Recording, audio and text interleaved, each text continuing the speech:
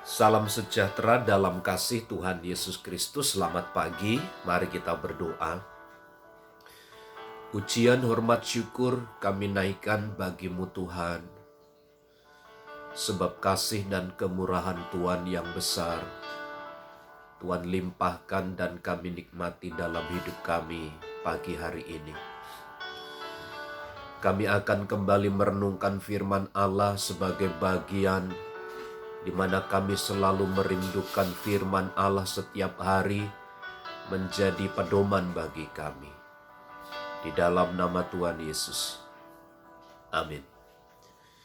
Mazmur 75 ayat 1 dan ayat yang kedua.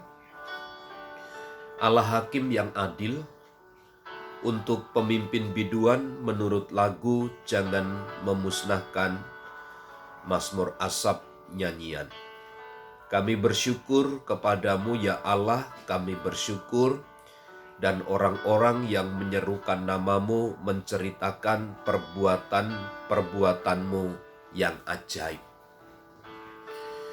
Selalu di dalam sejarah Alkitab mengungkapkan tentang perbuatan-perbuatan Allah yang telah dilakukan di tengah-tengah umat-umatnya.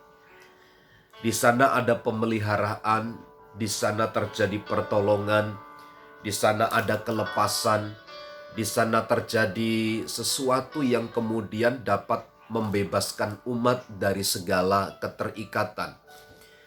Semua perbuatan-perbuatan itu Tuhan lakukan kepada umat, kepada gerejanya, adalah untuk menunjukkan betapa Allah itu peduli kepada gereja dan umatnya. Ketika Asap menyampaikan Mazmur ini, dia menyatakan dengan sejujur-jujurnya bahwa kami bersyukur kepadamu ya Allah, kami bersyukur. Ada niatan dari Mazmur Asap untuk terus mengkumandangkan segala perbuatan-perbuatan Allah di masa lalu, dan itu membuatnya menjadi bersukacita yang ditandai dengan rasa bersyukur bahwa Tuhan telah melakukan sesuatu kepada umatnya di masa yang lampau.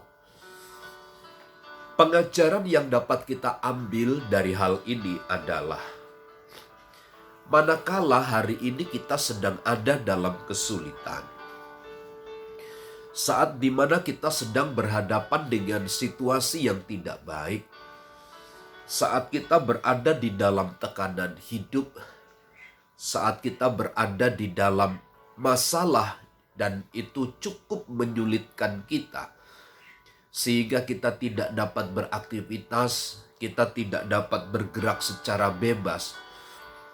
Alkitab memberikan sebuah pandangan bagaimana cara kita untuk bertahan di dalam semua kesulitan-kesulitan hidup itu. Pertama yang harus diingat bahwa pada masa lalu, pada masa yang lampau, Allah telah melakukan sesuatu kepada kita. Bukan berarti cara kerja Allah itu sama dengan pada masa-masa yang lalu, tentu akan mengalami perbedaan. Itu sebabnya ketika kita menghadapi kesulitan, Alkitab dengan tegas berkata, orang-orang menyerukan namamu menceritakan perbuatan-perbuatanmu yang ajaib. Bahwa Tuhan telah melakukan sesuatu kepada kita di masa yang lalu, di masa mendatang pun kita harus yakin, dan hari ini pun kita harus yakin. Tuhan yang sama juga Tuhan akan mengerjakan banyak hal kepada kita. Sehingga kita tidak terlalu lama tertekan dengan kesulitan dan masalah yang kita alami. Mari kita camkan baik-baik bahwa Allah turut bekerja mendatangkan kebaikan bagi kita yang mengasihi Dia. Jadi pagi hari ini jangan kecil hati, jangan tawar hati. Dulu Tuhan telah melakukan sesuatu bagi kita. Sekarang pun Tuhan akan melakukan hal yang sama kepada kita dan membuat kita bersyukur senantiasa. Mari kita jalani hari dengan sukacita dan semangat dari Allah, sebab pertolongannya dinyatakan bagi kita. Amin.